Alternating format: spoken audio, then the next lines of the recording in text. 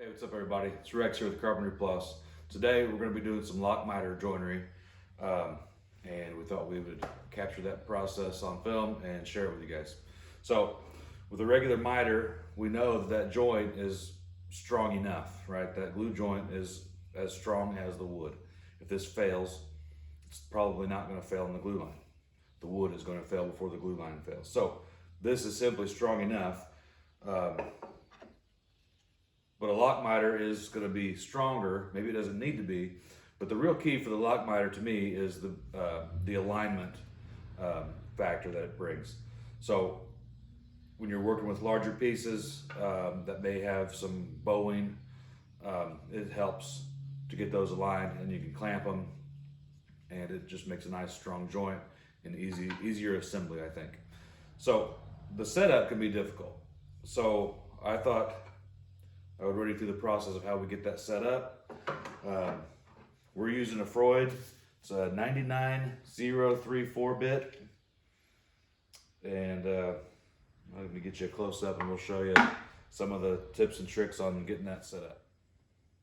Okay, so we're using a Freud 99034 lock miter bit. On the inside here, there's a diagram, some helpful information. Okay, you see that dotted line represents our center line of the height of the bit. And that center point intersects the router bit at the cutter head angle. And I'll zoom up on the bit and show you that. So what we want to do is we want that to represent the center line of our workpiece. So that height we're talking about is this angle right here. So it's half of the height is our center line. Now that can be hard to measure. So what I've done is I've taken a piece of material here that's the same thickness. It's a piece of scrap from our material that we're working with. So it's the same exact thickness, milled up all at the same time.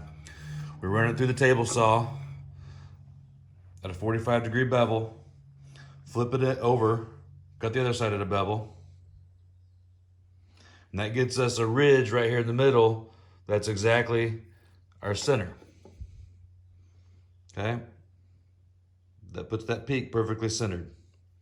Now, I take the other end, we cut a long angle on it. Now what we can do, back over here at the router table, is we can point this thing right up in there and line it up with the bit. So we've got some work to do right off the bat here.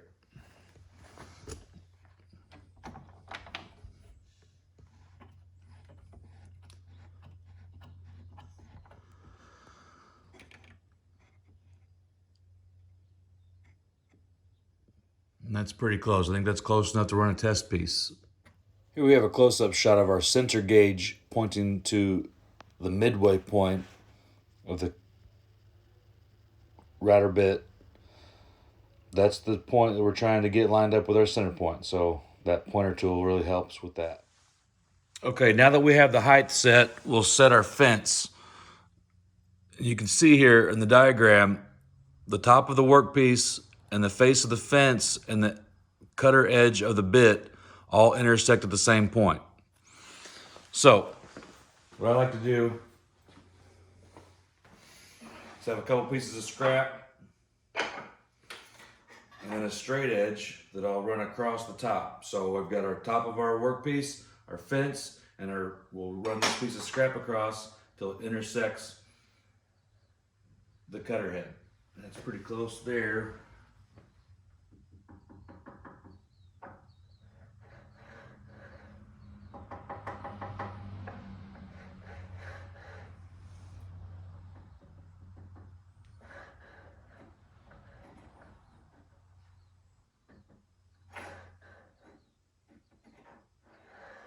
I think that's going to be it.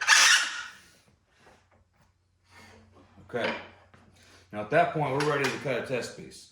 If you watch any of my videos, you know I'm all about running some test pieces, especially before you run your actual work pieces through. So we've got our height set, we've got our fence set, and we're ready to run a test piece. So let's do that. Here you can see the intersection of the 3 points. We have the top of our workpiece, the face of our fence, and the cutting edge of the router bit.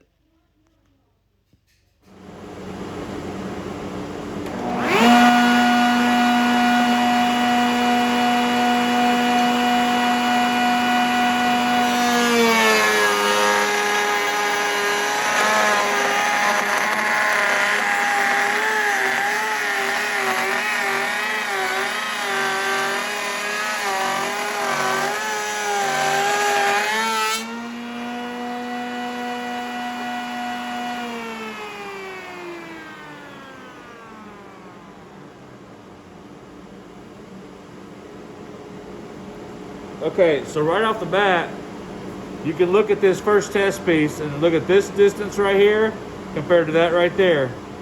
They should be equal. If they're not, if they're visibly different, you know that you're not close enough yet, so you don't even have to bother running the vertical test piece through. You can go ahead and just backtrack, make the adjustments until you get these two pieces pretty close to equal, at least visibly equal.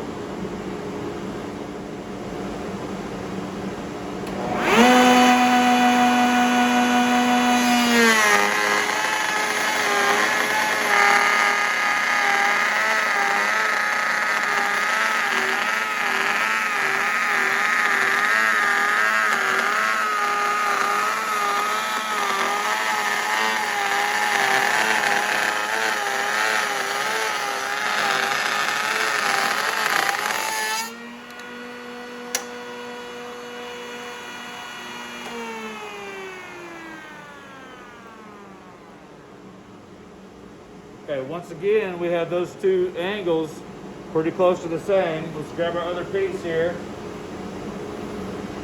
Fit them together and see how we did. All right, it's pretty good. We're not quite perfect. It's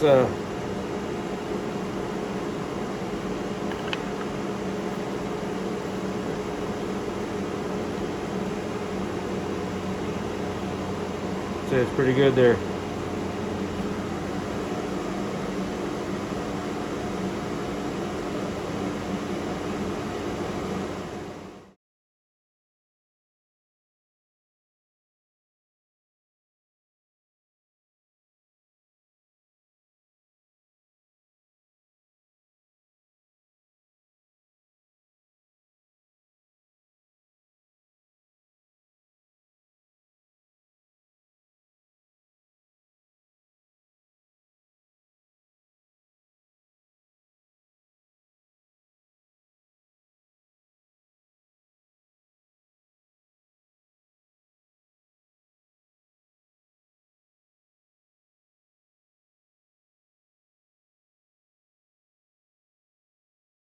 All right, folks, that pretty much is the process. A couple more things I wanted to talk about here is the speed. So some of those videos you can see, it sounds a little rough and the router's kind of whining. So on the bit, there should be a chart for the speed.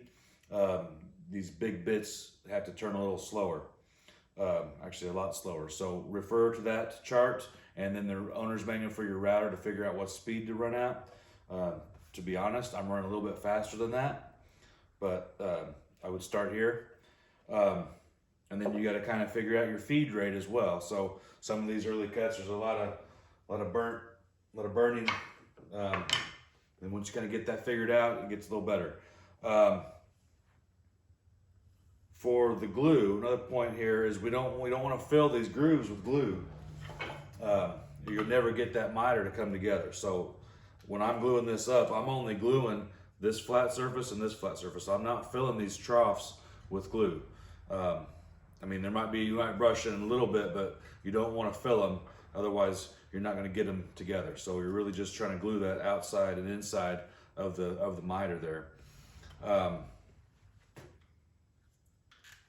And lastly, the setup, just to recap real quick, your height is the most important part. So this little gadget here with the ripped 45 bevel, finding our center point with the point on it, getting that lined up there is key. It all starts with the height. You can't get any of this right if you don't have the height right.